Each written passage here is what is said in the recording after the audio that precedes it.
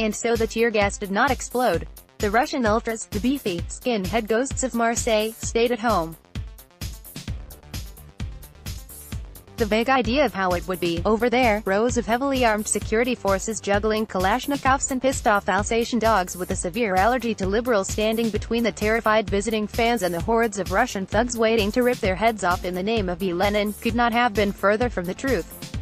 How did this happen? Nobody is fully sure.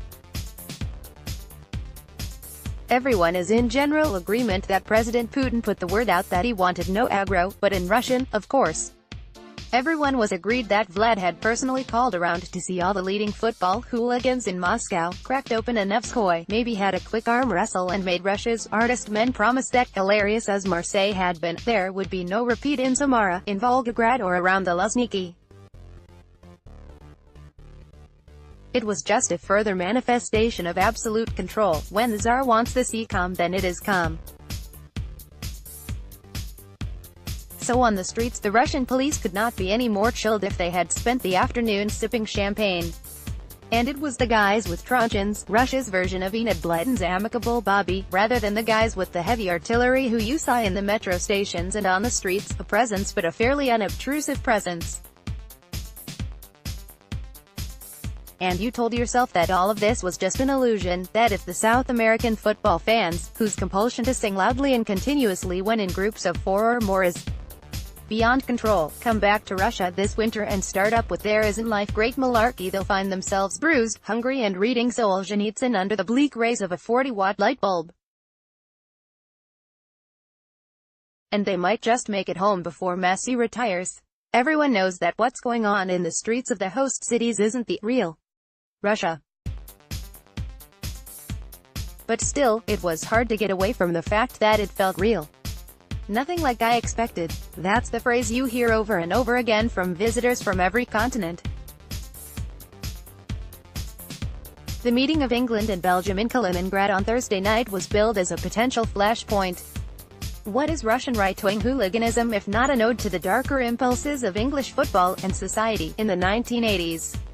It was from England's internationally feared thugs that the Russians took their inspiration. And what could be more attractive to England's Bover boys than the idea of invading Russia across the Polish border, pouring into Russia's Baltic century in the name of St. George? It was 30 degrees and cloudless on the day of the match, the kind of day in which concentrated beer pounding can quickly lead to trouble. By Thursday afternoon the England fans had set up a kind of base camp in the pubs around Victory Square in Kaliningrad, draping their flags over the railings, the Hull lot, the Scunthorpe crew, Leeds and so on. They sang Roll Britannia, and very quickly they became the chief attraction in Kaliningrad. Locals stopped for photographs in front of this vivid montage of Englishness, everything they'd seen and read about for one day only in their town. As has been the case in every city, the organization on match day was like clockwork.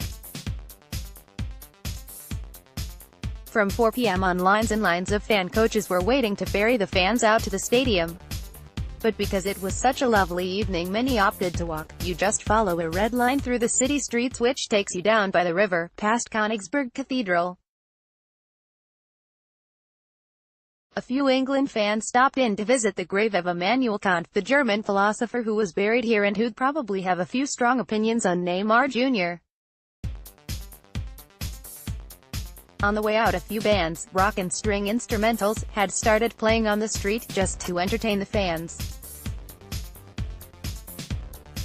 And there is no getting around it, the England fans behaved impeccably.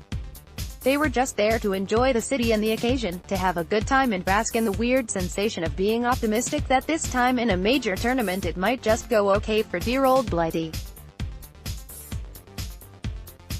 And maybe the dregs of England's football fans have been filtered out, but it's hard not to feel that there hasn't been a shift, that the days of wilding out are largely over.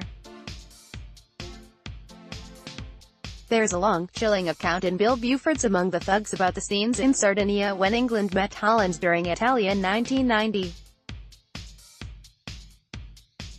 England had been placed on the island because of the fans' reputation. It was hot and nowhere was selling alcohol and the crowd was sullen and bored. It was, Buford wrote, the largest gathering of sober English males I have ever seen in my life. Because of that, a kind of protest march was planned, which started peacefully but gradually escalated into a full-on riot, ending in a vicious baton attack by the Italian police. Buford reckoned there might have been 4,000 on that march, including himself. He had spent the previous 7 years running with some of the most notorious figures in English football vandalism in the hope of discovering what made them tick, what was behind it all, only to conclude that it was about nothing other than a lust for violence, that it didn't mean anything. England went to the World Cup semi-finals that summer. It is not beyond the bounds of possibility that Gareth Southgate's team will emulate that feat. If they do, the fans will be nothing to worry about. It was clear in Kaliningrad that the locals were enjoying the presence of the visiting English. Nobody was predicting that last January. The match was a dud, but no matter, the night was warm and the locals were taking advantage of the new dispensation, having a few drams on the street, enjoying the music and the novelty of a big international football night in their town. At some point you reach an intersection between the exercise in smooth, state-managed presentation that has made the World Cup such a surface success and the genuine pride of the Russian people in their locality and in their country. Despite the language, despite the international stereotypes and preconceptions, there has been a warmth. That's what visitors have responded to.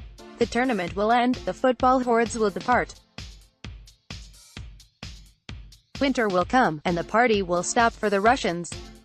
But like England just now, the hosts don't want this to end.